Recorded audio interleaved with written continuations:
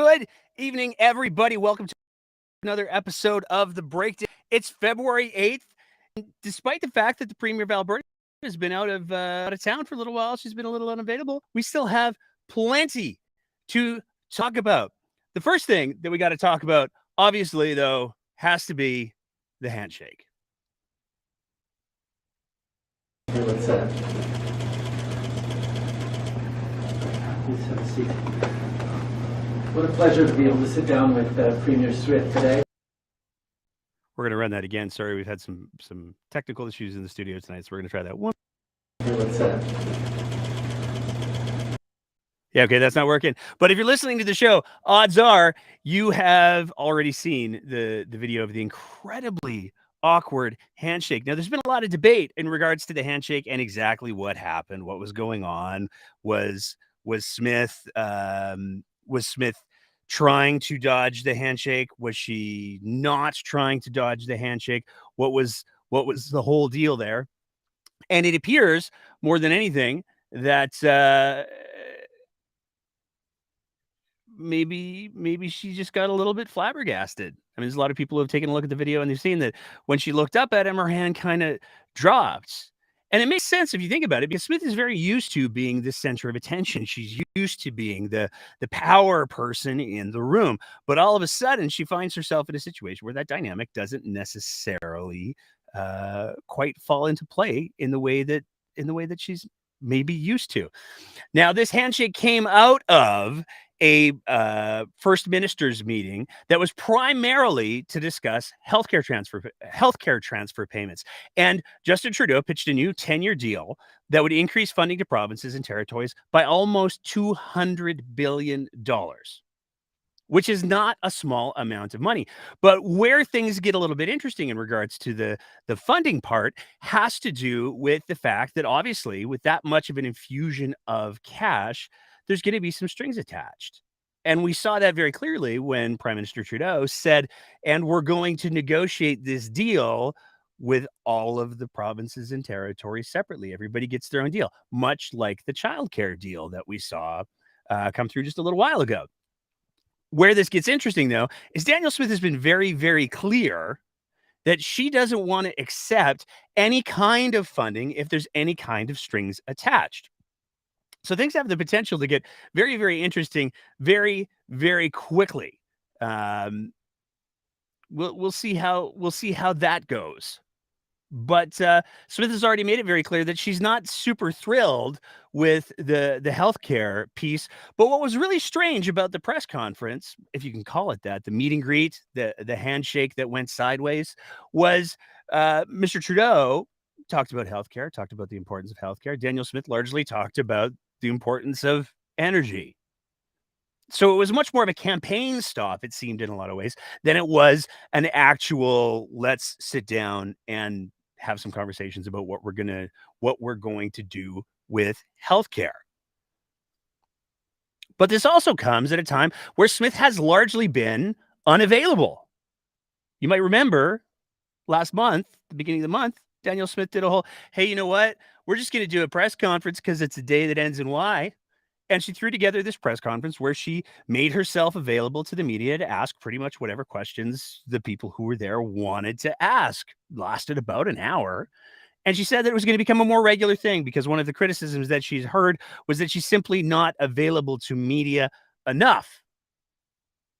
Well, she hasn't done that since then. And in fact, she hasn't been seen in public, certainly not in a position where she'd be willing to answer any questions, for coming up to 4 weeks now, which is a very long time when you consider all of the things that have gone on in the meantime. Not only do we have this major healthcare conference going on, but we also have all of the questions about the scandal in regards to whether or not she contacted or her office contacted the prosecutor's office.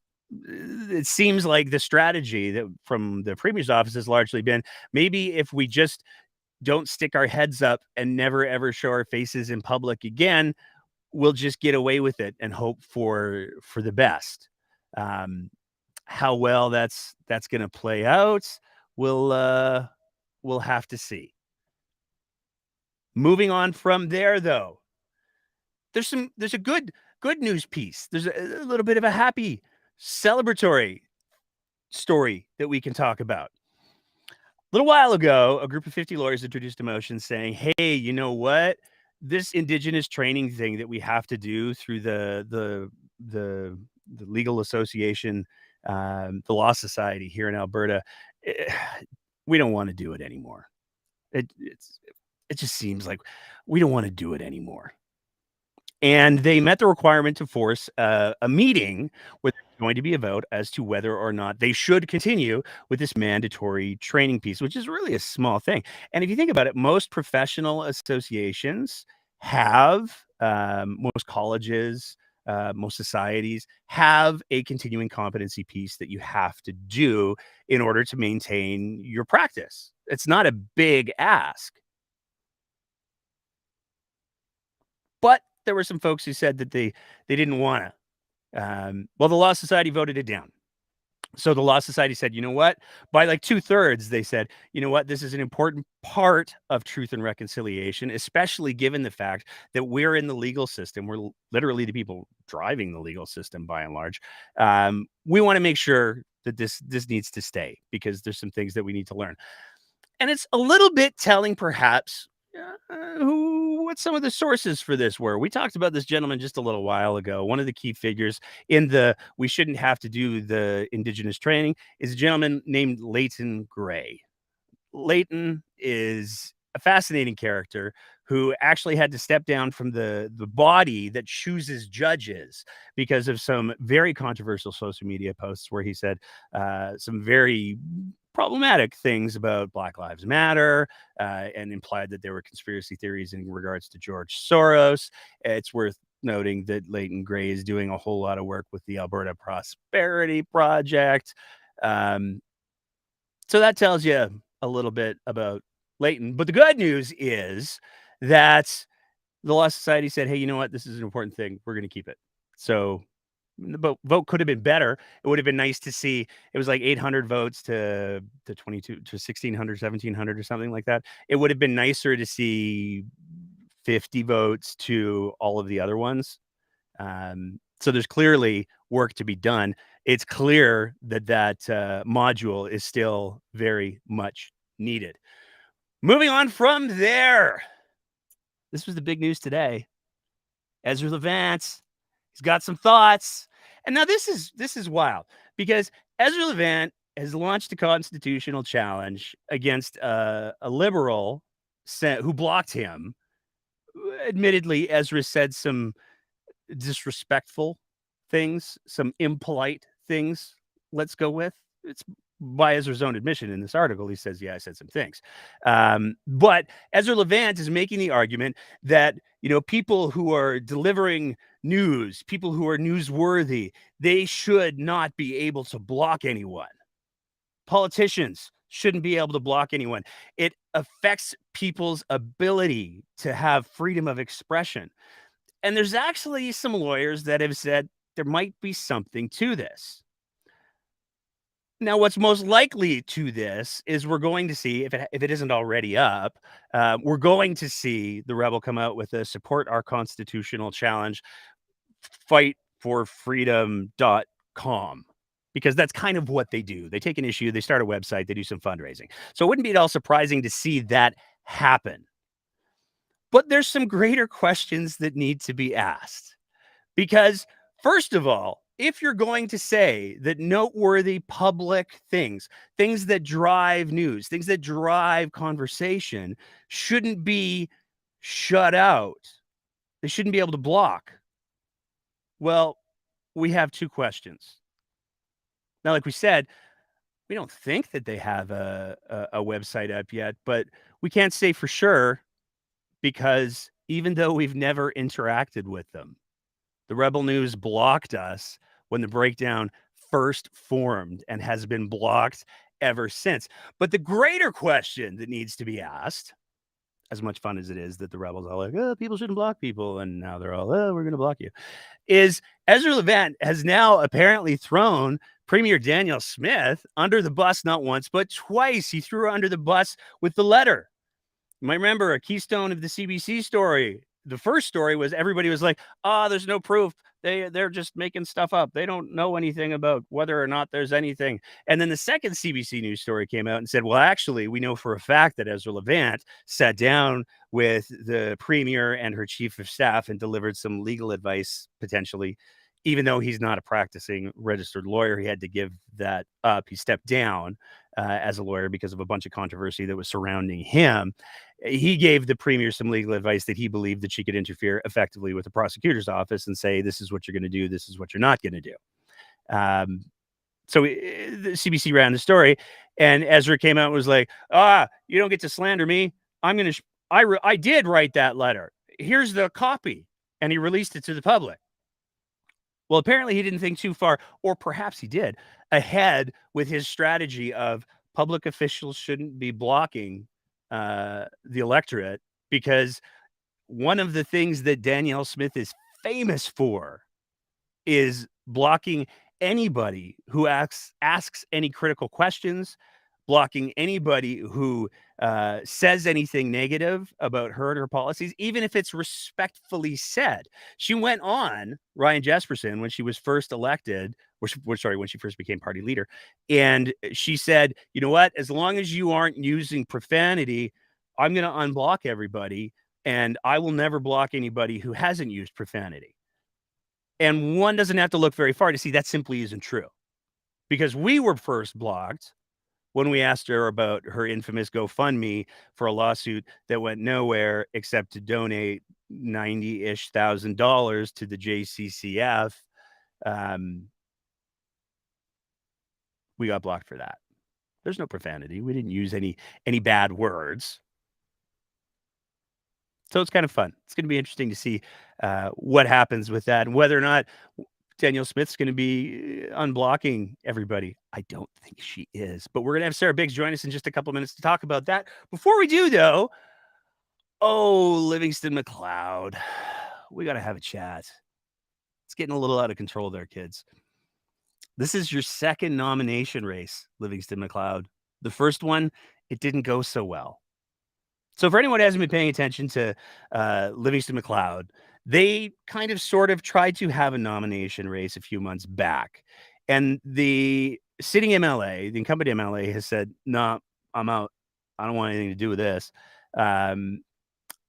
And the main candidate that was running was a previous People's Party of Canada candidate who has some factually flawed views on vaccines and laws and all of the things, and had a temper tantrum during the federal election at a debate where she ran out in protest because somebody said something that she didn't like and she interrupted them. It was a whole big mess. She was disqualified because of her problematic social media presence. And Livingston McLeod decided, hey, we're gonna have us another nomination race. And boy, they are staying on brand, because one of the candidates for their nomination race is somebody named Shauna Oseen, and her social media, which is public, at least it was as of last night, by the way, is, well, you be the judge. So there's a couple here. You want to know how she feels about maybe trans issues? She puts up a tweet on her Facebook where she says the party that believes men can get pregnant wants to control misinformation on the internet. On vaccines, when eugenicist billionaires offer a free product, you may want to be skeptical. I shouldn't have to explain this one. She posted, apparently she was in Calgary a little while back, down in Edworthy Park, where she was hosting an event for the 51st State Alberta Statehood Movement, which is a movement to move Alberta out of Canada and join the United States. But it gets worse. Back in 2022, she posted a meme. If we're removing statues because of the Civil War, we should be removing mosques because of 9/11. In 2021, she posted, reposted a tweet. All 22 ladies on the U.S. women's soccer team took a knee for Black Lives Matter right before they got their asses handed to them this morning by Sweden. Great. They deserved it. But the chef's kiss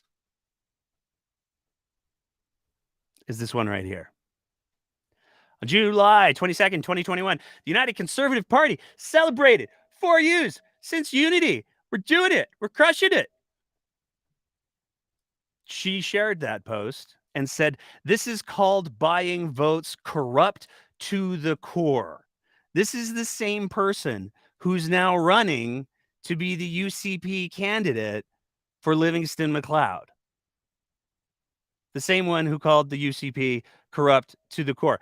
Now, there's a lot of people who got some strong feelings about the UCP, and they got a lot of good reasons to have some of those strong feelings about the UCP. But there's certainly questions to be asked. A, if you believe that party's corrupt to the core, why would you be running for it? B, why is the party entertaining her? Why is this a thing? And she's not the only one. There's another candidate in that area who says, I'm challenging things about COVID and vaccinations as well. But if we want to understand why it is that we've seen this major narrative coming out of Livingston McLeod, one of the things that might be helpful is taking a look at their new board of directors. The UCP in Livingston McLeod just had an AGM. And they elected a whole new board. And when I say whole new board, I mean they filled literally every spot that was available. And some of the names on here might be a little bit familiar. Perhaps most familiar is Marco van Hugenbos. I apologize if I'm mispronouncing that. I believe it's Dutch. My Dutch isn't great. Marco van Hugenbos is one of the people who was recently in court because he was actively involved in the Coutts blockade. He was one of the organizers, allegedly, for the Coutts blockade. He's a big freedom guy. He's a big take back Alberta guy. And this brings us back to the whole conversation that we've been having for a while now about how it's really important to not underestimate how much influence Take Back Alberta currently has on the United Conservative Party. They took over half of the provincial board. And they're targeting specific constituencies where they're getting boatloads of people to show up. And they are getting to a point where they're going to be able to flip the entire script on what the UCP was.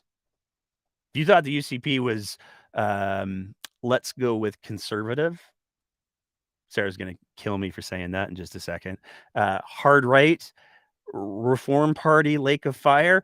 If you thought that was what was going on recently, brace yourselves. Because the people that are influencing a lot of the decisions that are happening are the same people who have these views that Shauna is espousing. Now, with all of that being said, let's bring into the conversation none other than the incomparable Sarah Biggs. Sarah Biggs, what's going on tonight? How you doing? I'm good. How are you? I love it when the rundown makes you tired. It's been a day. It's it's been a day. Let's start from the beginning and kind of work our way from there, because we certainly have had it's been an interesting 2 days. Oh, can I just say shout out to healthcare workers today, because I went with my kid to urgent care because she has ankles issues, and we were in and out within like 2 hours with Narrowcast installed. There we go. Thank you so much. They were super nice too. Can I ask which urgent care you went to? You're not gonna like it. Did you go to South Calgary? I had to. I'm glad that you had a positive experience there. It was fast. We were fast-tracked. It was good. We didn't wait long. Everything was it was the one with the lowest wait time, and there was with Netcare now. It's just like they saw what happened in the hospital 2 weeks ago. So they put her in their cast, and she's excited because she's going to be the coolest kid in school tomorrow. There we go. No, I'm not gonna kill you for the conservative piece. Nah, Okay, well that's good. I got bigger problems. That's fair. You got your electricity back. I did get my electricity back, but apparently I am not doing an effective job of sending your audio out to the ether right now. So hopefully I have. Can you talk for a second just to see if people can hear you? Can you hear me? Hello? Anyone in the comments, if you can hear Sarah now, can you throw Yeah. a comment in there? Because I'm flying blind right now. I tried to switch the mixers because I don't know if you remember the last episode, the mixer lit on fire. And so I tried to. Oh, they can hear you now, so we can get back on it. Okay, good. There we go. So I did fix the mixer. Awesome. You don't need to do that though. Awesome. Okay, so let's start the handshake, Sarah. You and I talked about it already, but there's so many different theories. Was she trying to diss him? Was she trying to I don't know, do what? Where are we at?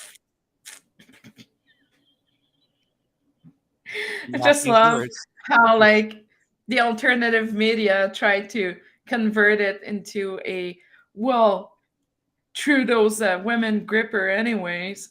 Fuck you guys. Like seriously, her hand was tanned. I had this conversation like 45 minutes ago because if her hand is tanned. Of course the blood flow's gonna come back differently. And if the guy has a strong hand, like fuck me. Like seriously, is this where we're at?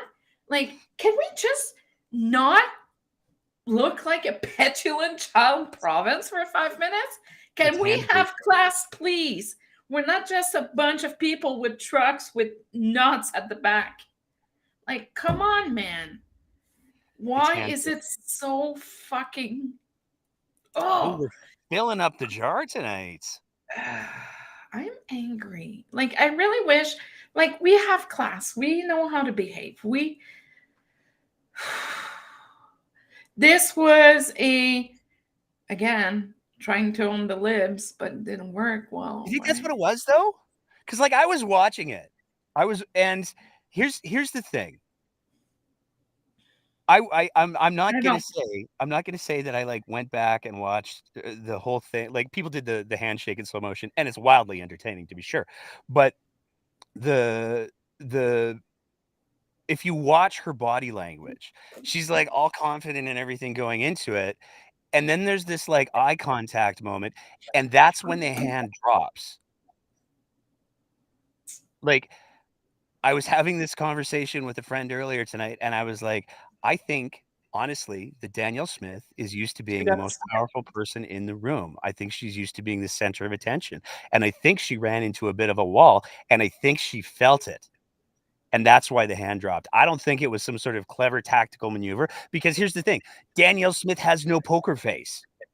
And she didn't have any poker face for the rest of that sit down. But she had a very blank face right before. I think she felt the pressure. You know, I talked to a couple of journalists that were there. You know, so we could go with, okay, she was intimidated because, you know, it's the first time she was meeting Trudeau. Lots of cameras. Like, this is Ottawa. This is not the legislature, right? It's a total different game. Like, total different game when you hit Ottawa. A lot of people, a lot of flashes. And Trudeau's going to kill her with kindness. He's just going to, you know, because that's how he disarms a lot of people, is that he's so kind and welcoming and he looks sincere. And I'm not peddling for Trudeau right now. I'm just saying how the guy is. He's rehearsed. Like he knows what he's doing. Walking on that, I'm going to shake your hand now, turn and smile. It was like, but he's been doing that for years. His policies, but his execution of I'm going to shake your hand and smile and do the camera thing, dude, crushed. Like, he's been doing that for 8 years, and that's how you're supposed to behave when leaders are meeting. That is proper behavior. And We don't know what happened. Maybe like she didn't seem like she really wanted to be there. She didn't seem too excited about it. We could be talking about it for hours, but at the end of the day, So here's like, here's my sure, here's I where I feel wanted to bad go for with her. it. Here's Like, where I I feel wanted to bad go with for it. her. Yeah. I feel like watching that clip and her, we're here to talk about healthcare, but I'm going to talk about the energy sector for like the entire chunk of time that I get on camera. Um, I feel like the reason why she folded at the very beginning there, even if it was just for a crucial half a second during the handshake, is because I don't think she knows how to occupy the office of premier. I think it's the Danielle Smith show all day, every day. And I think even her body language and the contempt that she showed on her face, she was not representing the province of Alberta. She wasn't representing the office of the premier. She was representing, I just got embarrassed and now I'm angry at you. And oh, that's right, I hate you on principle anyways. Um, do you, am I reading that wrong, or do you think she has just no concept of what it is to occupy public office? I think she's starting to realize how it is different from what she was expecting or what she was hoping. Or because, not everybody's, when Daniel Smith walks in Ottawa, people are going to be like, okay, cool. Like, It'd be like me fine. walking into a McDonald's. They're like, oh, there's a person here. That's really it. It's like, oh, hey. Get in And line, when man. I walk into my kids' school, they're like, oh, no, not her yet. Oh, not again. No, I think, it's not, it doesn't work the same as the ledge. It is not the ledge.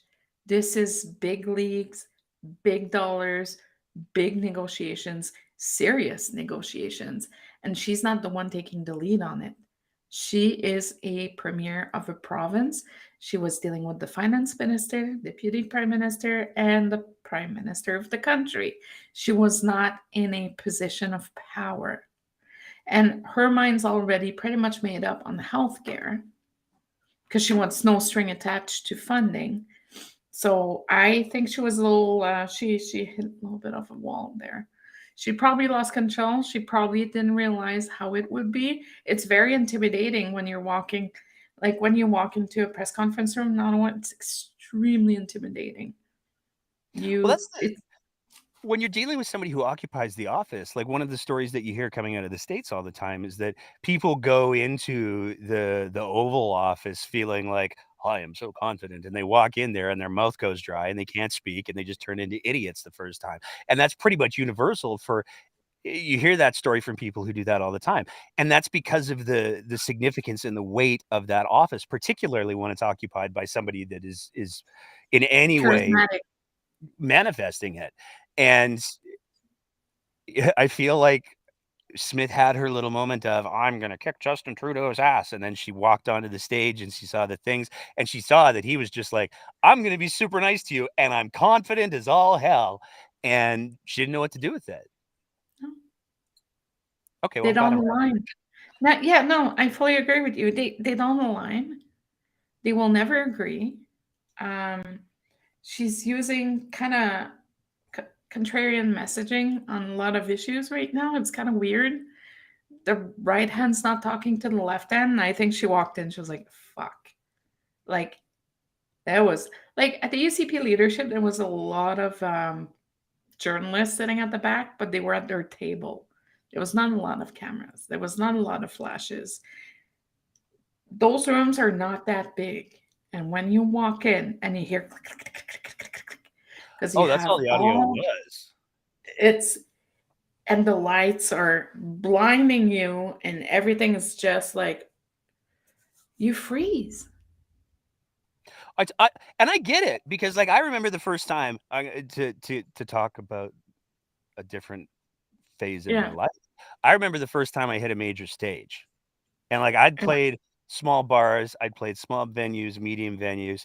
The first time that I played a festival, the first Yeah. time that I played one of the premier venues in Alberta, I for each of those, especially I remember there's one festival that we played. I'm not bragging, but we opened for 5440, so no big deal. But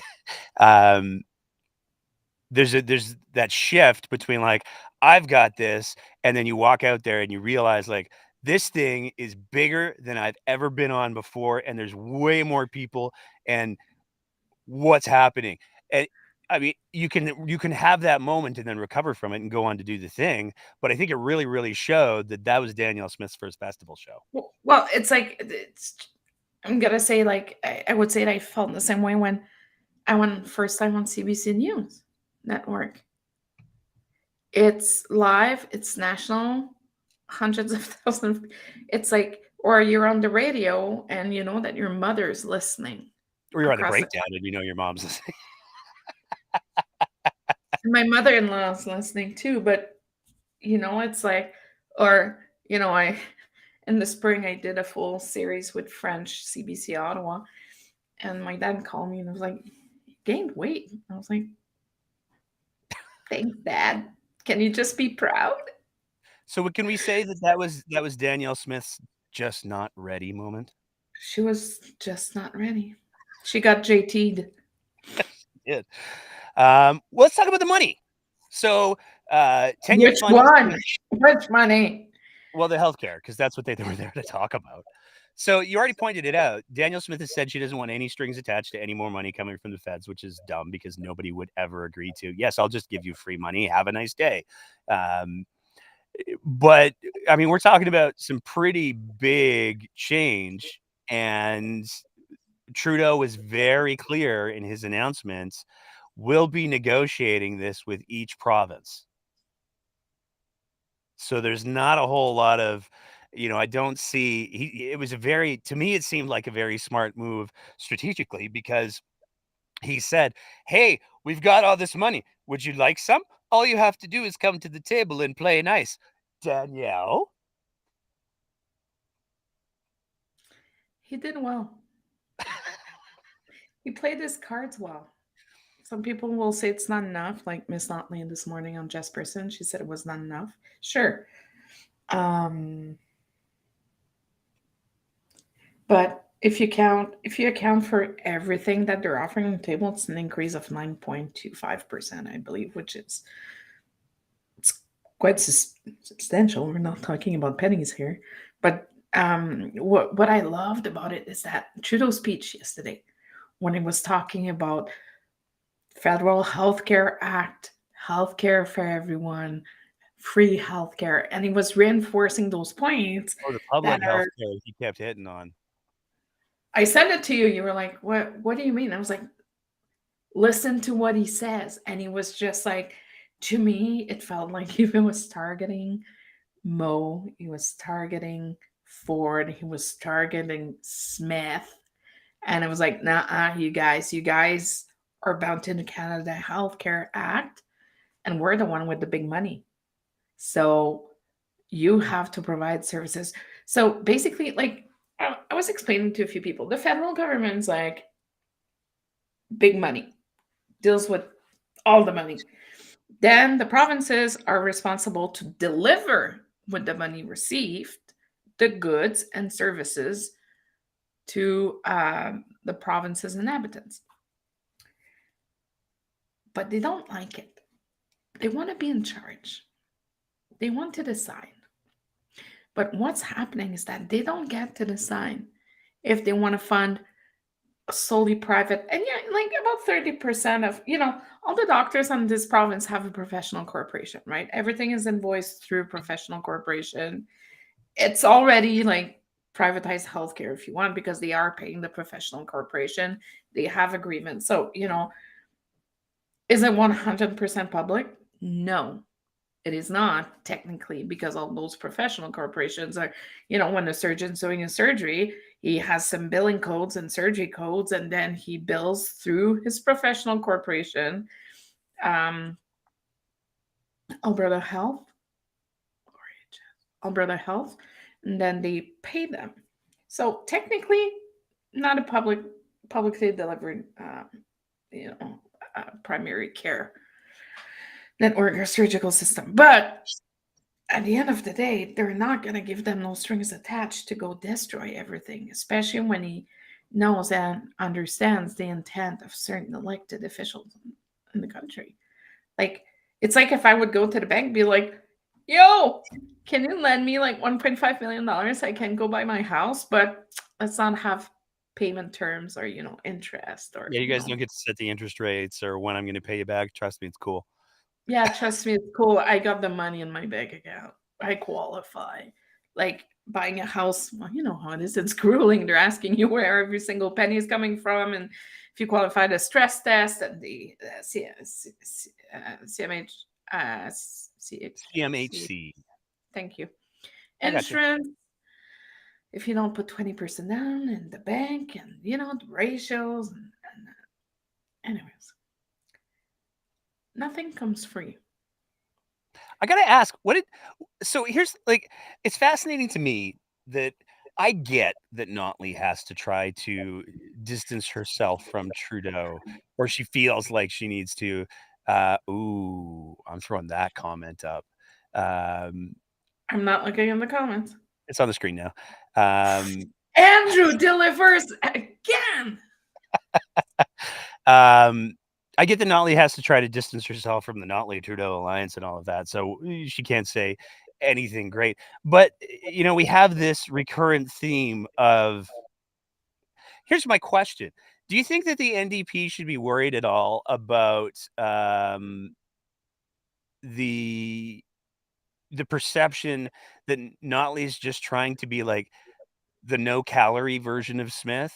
Because she The took the NDP bait need to on get their shit together. That's what they need to do.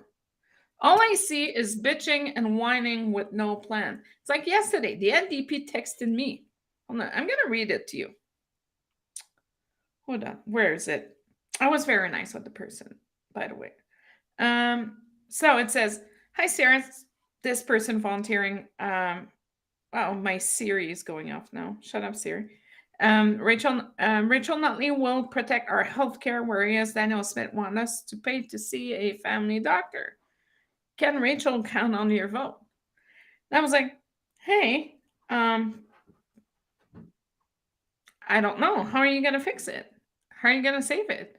What are you going to do? I was like, and I'm tired of hearing chaos. Like that word chaos, stop with it. It doesn't fucking work. And I told them, I was like, nobody's gonna have my vote until comes change. And the fear mongering needs to stop. Bring on solutions. We are not idiots. And she was like, no worries. Thank you. Have a good night. They don't care. They do not care. Granted, it was a volunteer, but here's what I have to say. Notley this morning went out and said, no, it's not enough. Okay, what would you want? What would you do? Please, please stop being vague. Start bringing real solutions to the table. All I'm hearing is just fingers here, fingers there. There's no solution brought to the table. Okay, you're going to tell me you're going to fight for education. How? How are you going to fight for PUF? How are you going to fight for kids with PUF funding? How are you going to fight with kids with disability, with learning disabilities? How are you going to fight with big class size? They are not giving us anything. And the last thing I want is a Daniel Smith light. Here's my question, because like immediately to me when you said, because I didn't see Jesperson today. I was at I work. kind of watched it for a little bit and I read some stuff on it. But here's the fundamental question that I have is like, okay, so you've been saying for like a couple months now that you're going to fix healthcare, and that was before the money. So like, if you could do it without the money, why is the money not enough? But Was also, your plan contingent on getting more? Like it raises more questions for me than answers. so the big problem that I have right now is that none of the parties are fucking waking up and understanding You're that saucy tonight. I am saucy because I'm frustrated because I'm tired of fucking platitude all the time. Tired of it. Give me something. And as a strategist, it's frustrating. As a comms person, it's frustrating. It's just bad. Bad, bad, bad, bad, bad. I have thumbs them right up. But you know, when are they going to wake up and be like, okay, we are going to be fixing healthcare, but we will also, okay, and whomever copies me, I'm going to be sending them a bill because I have a TM on that. We're going to be subsidizing the university for healthcare students at 50%. We're going to be subsidizing medicine school to help, you know, family medicine students to get established in rural communities. We're going to be invest in education. God damn it.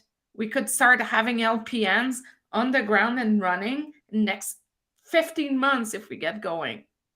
But no, they won't do it because subsidizing school is bad. You want to be like Quebec? Do like Quebec. Do you know how much I was paying for my nursing training per semester? $125. Well, did you There's see the? I hate to do this. I do, but did you see the announcement that came from the Dark Prince of post-secondary today? no. They are investing Oh, the $8.5 million, $5,000 grant? the $5,000 Oh, fuck bursaries off. for It's nursing not students. enough. Like, Are you Rachel Notley all of a sudden? cost of life, cost of living is rising up. Rent is going up. Food is uncontrolled. Transportation is extremely expensive. University of Calgary students, by an average, are going to be seeing an increase of 5.25% next year. A $5,000 grant barely pays for one semester with no books. Like, come on, guys. Stop being so goddamn slow. Do something. Bridge LPNs to RNs programs. Bring in physician assistant. Create more programs. Invest. That's the thing that people do not understand is that if you do not invest in education, with the boomers coming in to retirement, they're going to be going in homes and, start retiring. Your taxpayer base is going to go down. Invest in your future for a good job. Everybody's saying, oh, we're going to be funding good job. Do it now. Enough. Like, they're pussying out and they're just chickening out and dancing around the bush like, oh, we're going to be doing something. Look at us giving you $5,000 maybe. Do something. Sorry, I'm so angry You because are salty tonight. there's so many strategies that you could do instead of giving $20 billion to the oil and gas companies or record breaking profits to fix something that they're legally supposed to do. Put that money in education. People will have good job. We're going to be able to transition. We're going to have a solid healthcare, and we're going to be able to retain people. Right now, we're going to be facing a brain drain. And if it keeps going that way, I'm next. I'm done. I'm tired. Like, I love that you brought up. I love that you brought up R-Star though, because it's this is something that some people have been trying to raise the alarm on for quite a while now, and I'm gonna eat my donut. Okay, now now that now that they're announcing, we're going to put $20 billion potentially towards this program, people are starting to realize, wait a second, we're going to be giving them more money for exactly as you said. $20 billion. You could send the whole province to university for 10 years. Maybe not, but you know what I mean. And it's their legal responsibility to clean the stuff. Yeah, it is a swear kiddie pool tonight, to clean this stuff up. But that gives me, I got a couple other topics that I want to hit on. That gives me a perfect seg for the next episode that we're dropping. As soon as we're done the show, we have a conversation with, again, Reagan Boychuk, who has been on the show previously talking about the R-Star program. And he not only gets into why R-Star is incredibly bad, no matter what name you give it, but we also have a whole conversation about royalties. And I think that the conversation's presented in such a way that if you didn't know a whole lot about royalties, like I didn't before the conversation started, it's an important one because we're getting screwed. as a province. We're getting right proper screwed.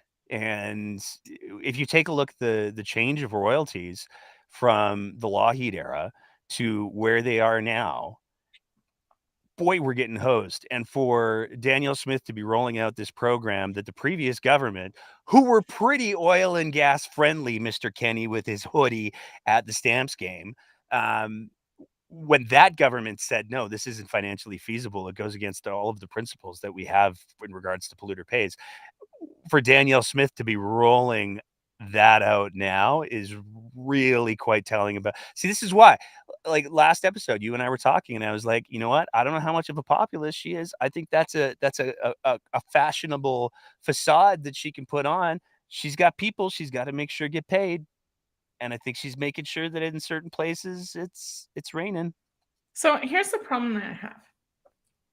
Some companies share tripled, quadrupled, quintupled, septupled in the past 2.5 years. And we know that. You know, shareholders pay out $1.25, $1.50 a share every quarter. It's a lot. They're recording, all-time high profits. Our provincial profit's going to be extremely high. We're having problems with education. We're having problems with healthcare. She's looking to saving money into the healthcare program.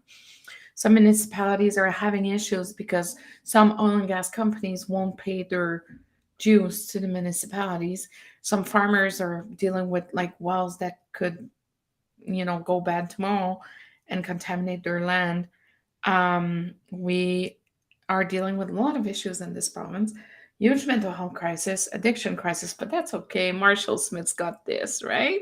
Don't get me We're started on that. having EMS issues. Do I need to keep going? Do I really need to keep going on how much $20 billion could be injected in different systems to help people and not corporations? And don't get me wrong, I'm a capitalist and I capitalize. But this is just plain wrong. Let's do some ASMR for a second. They have enough money in their pockets. Fuck me. Seriously, it's. I got some more comms and strategy questions before we you have an aneurysm. Can we talk about the Alberta Party, please? What's going on there?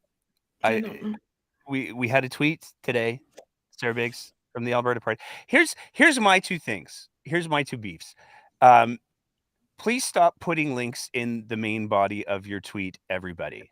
As soon as you put an external link into a tweet, the algorithm goes, you know what? We actually like having people staying on our platforms, so no. And it pushes you way down in the visibility of it. So don't do that anymore because it's terrible. The second one, the second little hint that I'd like to give to folks, because this is important. If you start your tweet with the name of the person that you're speaking to, I don't know, like at Alberta Teachers, for example, they're the only people who are going to see it. It doesn't show up in the timeline. It's considered as effectively, it's almost the same thing as a DM that's kind of sort of public. Why are we seeing, and don't even get me started on the, I can't even with the graphics. What's going on, Sarah? Why is this thing? We saw the AI bot last week. Now we've got,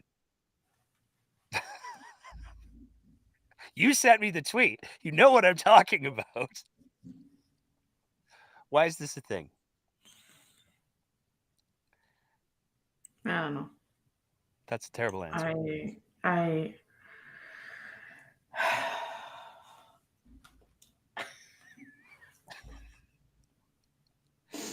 ASMR. I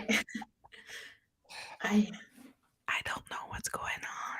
I really don't know. It's very strange to me. I don't It understand. is, they're trying. Well, they're trying, but I think that they need to take a step back and go back to the basics. Because they've got some candidates. It's not like they don't have candidates. Yeah, no, they have candidates. They've got like Yeah. 4 or 5 They now. have some really good candidates. They do. Yeah. I don't You know, disagree. I think they did Dr. strong. Grace announced this week. She announced on Monday, and I'm a huge fan of Dr. Grace. They have She's Carrie been on the Kondo. show She's an multiple accomplished. times. Carrie Kondo is a teacher. She's a lawyer. She was on the immigration board. Decision making something. I forgot what it was, but she was working in the immigration. She, she's very accomplished. Her family is a healthcare family as well. There are some there's Jenny Yeremy, Calgary Northwest, I think, and she is an engineer or a geoscientist.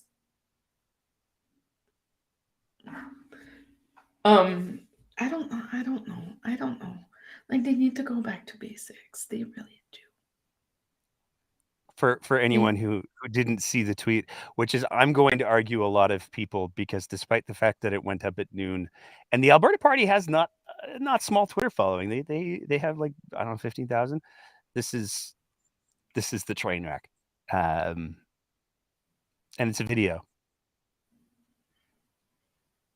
Enough said. Anything to add to that one, Sarah? No. Okay, let's do a thought exercise. I've been saving this one up. This one's going to be fun for you, I'm sure. Let's say, hypothetically, you knew somebody came to you. They said, Sarah Biggs, you're a strategist, you're a Politico, you know the things, you know the gifts. Maybe. And they say, Sarah Biggs, I ran in an election like 4 years ago. What do I have to do to get people to understand there's no way that I'm running again? Because I got a phone call from this polling company that announced that apparently I was running for a party that may or may not have revoked my membership because jokes. Sarah Biggs, what do you say to that person? How do they make it clear, despite everything, they're not running in another election? What do They have to don't. do? They hire Sarah Biggs To convey the message that they're not running in another election. No. I told you I was going to ask you every single day. No. Yes. Hard no. Yes. All of the no. You don't have to pick a party. How do I make this stop? Just like 3 months ago, people were asking and rumors were starting to go, and I was like, no. And I put up a tweet and I put up a Facebook post saying, absolutely not. And then I'm sitting at home Monday night. I get a notification on the Twitter machine saying, hey, funny story, heard you were running. And I was like, the hell I am. Not 5 minutes after I responded to that, like, there's absolutely no way. I get the phone call. I get the poll saying, who would you vote for out of these 3 people? Rajan Sawhney, Gurinder Brar, Nate Pike. And I'm like, what's happening? No, you just how do I have how can I make this clearer? More clear. You just block the entire province on Twitter. Am I allowed to do that now? Because I hear that Ezra might get a little grumpy. Oh, boo-hoo, Ezra. He's got me blocked. Seriously, why won't this go away? How do I make this go away? This is a legitimate political comms question. Because how do I make are electable. People don't ask me if I'm not electable. I've proven that false twice. I don't need to prove it a third time. No, third time's a charm, right, Andrew? Andrew said third time's a charm. I think, I'm going to throw him under the bus here, because I'm going to be totally honest. If there was somebody that I wanted to see run in my constituency that I could get behind, I could get behind Andrew. It would be Andrew. Yeah. Andrew's an amazing community leader and advocate. What he's doing for Safe Wolf Creek is great. He's got a great sense of humor. He has a fancy medal too. He does have a fancy medal now. And he's got those, we didn't get anything. He has fancy things. I think he could wear his little medal. Yeah. Okay, Andrew, call me tomorrow. You got my number. See, I knew I could throw her under the bus and get everybody to leave me alone. But no, you just don't. You just ignore and say, nah, nah. It's like everybody is talking about vote splitting. Nah.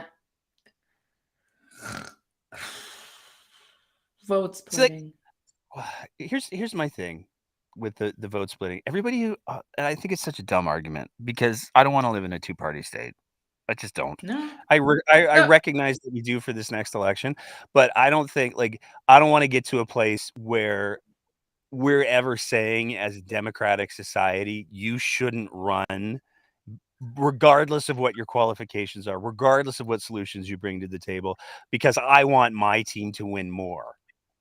Well, Like it's just you know what's fascinating is that the left right now is like twisting their panties in knots. I'm sorry, but that's true about vote splitting and how scared they are to get Daniel Smith back in power. Fair. But what's funny is that when the right was the Wild Rose and we had the progressives and the middle and the NDP was on the left, I didn't see anyone complaining about vote splitting when that happened, didn't I? well, but also the conservatives fell out of power not because of vote splitting. They fell out of power because of Redford and corruption. The Wild Rose existed as a conservative party for a good chunk of Yeah. time. Albertans just said, okay, Nope. you think you're better than us, and we don't particularly like that. So Vote splitting is not a thing. is all I'm saying. Please listen. It is not enough. So because the right has united, well, the conservatives, sorry, have united, now we are forced into a two-party systems, which is not ideal in the Westminster parliamentary system. I think people need to go back to basics. Like, give people. Do we want to turn like fucking the United States and have the Republican and the Democrats and fighting over one vote who's going to have control of the House of Senate? Do we want that? Seriously, it's ridiculous. Have a democracy is healthy when you have choices.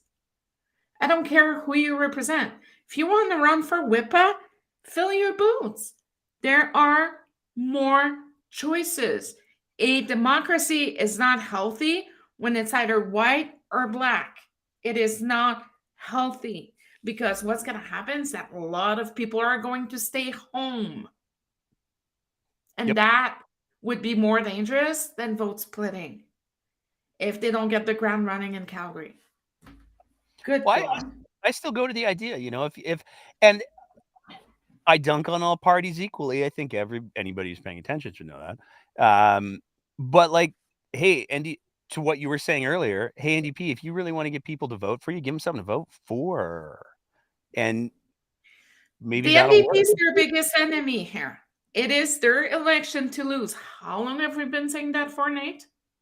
A little while now. A year and a half? About that. Yeah. When is Danielle Smith going to do her next press conference? I don't know. Trudeau. She's gonna fall somewhere. She's gonna blame it on JT. She's back in Calgary. She's back in Alberta. Good. She's got an event in Calgary tomorrow. Good. That's fun.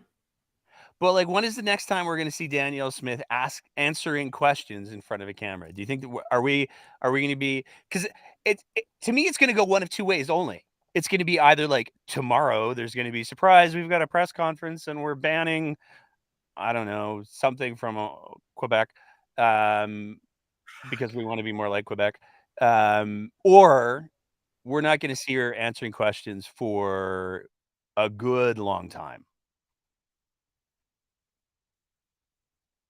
And I think you might be frozen. Ruh-roh. Hello? There you Hi. are. You're back. Okay, good. I was so scared for a second. I thought I was all alone. No, we're good. I was sending you a text. I don't know what's gonna happen. We'll see what's gonna happen. It's extremely hard to predict what this government will be doing. We had a more childcare deal last week, which it's a feel good policy. It's always a little win, right? But I don't know. She's on vacation. She's rested, guys. I don't know. Maybe she's gonna go after universities and start saying that, if they're not complying with the free speech report, they're gonna get their funding cut. Who knows? Like, it could go either super silent in the silo, airtight, or she's gonna go out because she feels refreshed.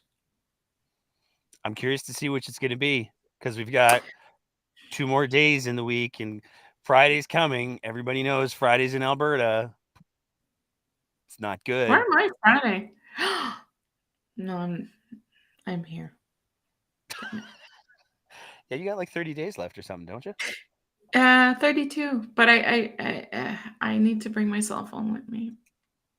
Uh-oh. I found a SMS for Mexico. What are you looking for till Sunday? What are we watching for? Are we going to see more from CBC land about Danielle Smith and the prosecution problems, her prosecution complex? Something's going on right now, and I'm not sure what. We're hearing noise in the background. There's weird stuff happening. Something is brewing. But we don't know what. We can put we talked today. Mhm. Like, there's noise, there's grumblings, there's something's weird. I'm getting messages, and it's just like, man, something's going on, Britta, right now. And I'm like, I don't know. Yeah, We'll see. I got a couple of like, hey, so what have you heard texts today? And I was like, I don't know. I was at work, man. Yeah, you're going back to work. I Good. am going back to work. Finally, I can have a heart attack in the comfort of my own home. There you go. I'm so excited. No, I actually, I am starting the process of going back to work. I'm really excited about going back to work. And Awesome. it's not Let's Talk Day, so I'm just going to say things can get better. Yeah, They you can. It's I struggled with postpartum depression. It was crippling. And now I'm just down to, one man, which is fascinating. It gets better, and you build strategies and you build resilience. And, it's not that you have an episode in your life. That's why mental health care has to be funded and must be funded. Look at what happened in Quebec today. A 51 years old bus driver drove into a kindergarten and killed 2 toddlers. 6 more in the hospital. Why? Because he was not doing well mentally. A lot of tragedies out there that are happening, or even daily struggles. Like I always said, open up, mental health care and give medication for free. Nobody should have to scrape the bottom of their change drawer to be able to pay for an antidepressant when you need it. They don't prescribe those for fun. They don't prescribe those because you're cute. They, you need to. A lot of things that I learned, through my journey, and I think, not sure if you can relate, but boundaries, Yep. boundaries. I was always taking too much. I was working too much. Even when my baby was 2 months old, I was back full on. Too much, too much, too much. I learned I'm going to have very busy periods, but you need to have boundaries. And that is so important. And if the people around you are not respecting those boundaries, you are empowered to pull the cord and do it for yourself. If you're not, we need to learn how to protect ourselves. If somebody doesn't bring anything positive in your life, if it solely brings toxicity, and if it makes you more miserable, pull the plug, guys. Trust me, it's the best thing you can do. Sometimes it hurts, but sometimes it is the right thing to do. And it gets better. I mean, It does get better. It can get Look better. at us, Everybody's we're journey, glowing. yeah, everybody's journey is different. And obviously different people are going to react to different things. But I take a look at where I was a year ago, where I couldn't walk into a grocery store, and now I don't even think about it. and I'm going back to work in a profession that I absolutely love. But it's not known for its low stress, and I'm up for it, which is Yeah. I'm really, really, really excited about that. So Well, we were even talking the other day about doing something live, right? yep, yep, Like we're you know, it gets better. It really absolutely. does. And you know, I'm not less of a person or weaker or everybody at some point in their lives deal with mental health issues. Everyone. Why? Because chemical imbalances in the brain can happen like that. And you're not in control. You can't say, oh, control your mind. No. A chemical imbalance can really fuck you up. A hormone imbalance can really fuck you up and cripple you with anxiety. Like when my baby was born, I was waking up every 20 minutes just to make sure she was breathing. Now she cries at night, and I'm like, she'll fall back asleep. You, but she's 2.5. Oh my God, she's almost 2.5. Oh. But you learn to create your boundaries. And Yep. and if you need help, reach out. The biggest step is to admit that something's not going right and to go and get the help. Asking for help shows more strength than not asking for help. Trying to Oh, tough it out on your own, that's not a sign of strength. Asking for help when recognizing there's a problem, that's where real strength lies. So I oh just my wanted God, do you to think Western Standard's gonna go after me tomorrow because I had postpartum depression? Leela, here's ex-campaign manager. Yeah. Tries to convince breakdown host. It's so dumb. I'm never running again. I would not do that for No, all you of told me to ask you in 4 years. no, that was Yes, just you to did. end the conversation.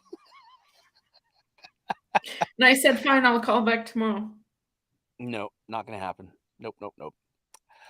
I want to say a big thanks to everybody in our chat tonight because we had an extraordinary, like I got to scroll for days to get to the top of this thing. This is so awesome. I love seeing all of that. And I want to say a big thank you for all of the technical troubleshooting from the folks on the Twitter spaces as well. Yes. Everything was figured out and then that friggin' mixer went. And so I had to invent. Also, I'll tweet out a picture of the disaster that's beside me right now. But yeah, thank you for everybody who's been listening tonight. Everybody who's been watching on the live streams. Thank you to everybody who's listening to the podcast version of this. If you Our are listening, ratings are quite high, actually. just we don't I'm- talk about that. We don't I know, do but that. I'm surprised. I'm No, surprised. shush. We don't do that. That is No, not what I'm we do here. I'm surprised. As always, if you appreciate the kind of content that we're trying to produce here at The Breakdown, we would love nothing more than if you considered being one of our Patreon sponsors at www.patreon.com/TheBreakdownAB.